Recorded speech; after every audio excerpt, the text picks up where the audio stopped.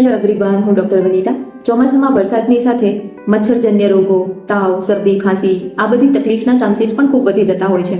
તો આજે હું તમને જણાવું એવી હોમિયોપેથિક દવાઓ વિશે કે જે આ તકલીફમાં ખૂબ અકસીર નીવડે છે. સૌથી પહેલી છે રસ્ટોક્સ. વરસાદમાં પલળ્યા પછી જ્યારે તાવ આવી જાય, જે વસ્તુ બહુ કોમન છે.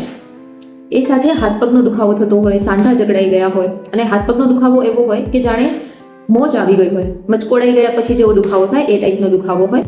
એ સિવાય બીજી છે ડલકા મારા. વરસાદમાં ભીના થયા પછી યા તો વરસાદના આ વાતાવરણમાં શરદી થતી હોય, છીંક આવે, ખાંસી થઈ જાય, છીંકો બહુ વધારે સિવિયર હોય, નાકમાંથી બહુ પાણી પડતું હોય. ત્રીજી છે યુપેટોરિયમ.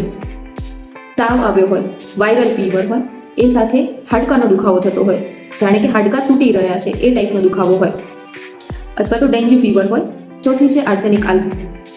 આ વાતાવરણમાં જ્યારે બહારનો ખુલ્લો રહેલો ખોરાક ખાવામાં આવે અથવા તો સંક્રમિત ખોરાક ખાવા પછી જ્યારે પેટનો દુખાવો ચાલુ થાય, ઉલટી થાય, ઉબકા આવે, ઝાડા થઈ જાય, ફૂડ પોઈઝનિંગના કેસમાં આર્સેનિક આલ્બ ખૂબ અસરકારક નીવડે છે. કોઈ પણ દવા લેતા પહેલાં જરૂરથી તમારા નજીકના હોમિયોપેથિક ડૉક્ટરને કન્સલ્ટ કરજો અને એમની સલાહ મુજબ જ દવા લેવી. Thank you.